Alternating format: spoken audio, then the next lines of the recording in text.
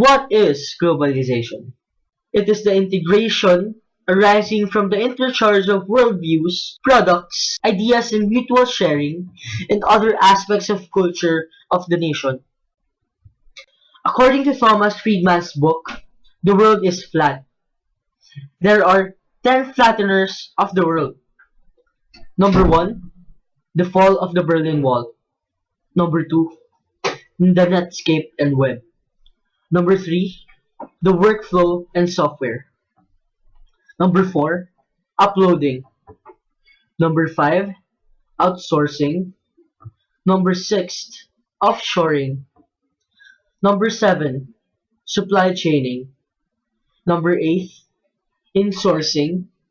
Number 9, informing. And lastly, number 10, steroids. The steroid is where the digital, mobile, personal, and virtual is expanding and upgrading because of our modern technology. Now, there are 3 stages of globalization. First is the age of exploration, where the countries and other countries are exploring. In those times, Christopher Columbus is discovering the New World in 1492 until 1980s. The second one is the age of industries, where each countries and are improving their industry by creating new forms of technology. And third is where the world is now small, and from the present, the universe is being discovered, and people are finding other life forms in the universe. It is 2000 until the present time. The benefits of globalization. Number 1, the static benefit. It is where the increase in the number of options in the market, but the prices of goods decreases. The second one, the dynamic benefit. It is where we can feel globalization as time passes by through infrastructures. And lastly, the social-political benefit. It is where the people and the government will benefit from the economy's growth through globalization. Trade is the structure of globalization.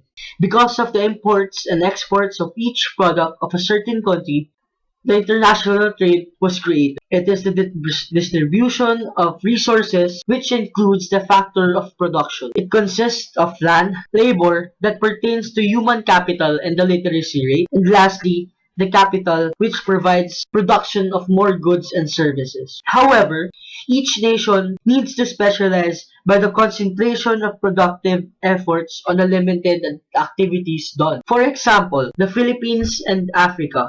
They both can specialize in agriculture and technology. However, in Africa, their main specialization is on agriculture because of the massive landscapes that they have. And in the Philippines, their main focus is on production of computer parts. Due to the weather and the constant typhoons visiting the country, they cannot produce efficiently in terms of agriculture. Let us now proceed to the principles of trading goods and services. According to Adam Smith, it is better that a nation will use absolute advantage because it has the ability of a market to produce greater quantities of a product or services than the competitors using the same amount of resources. It also has the ability to produce specific goods at a low cost. Although, David Ricardo suggested that the comparative advantage than the absolute advantage because, according to him, a country is relatively more efficient in producing goods because it has the ability of an individual to produce goods and services at a lower cost. The principles of globalization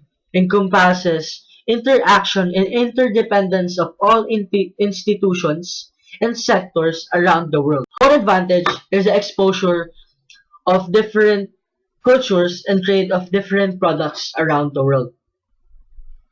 Another one is the resources because they can exchange their goods and services to other countries. One disadvantage is the loss of identity of a country through the overexposure of culture and products. Hope you learned a lot. Thank you for listening.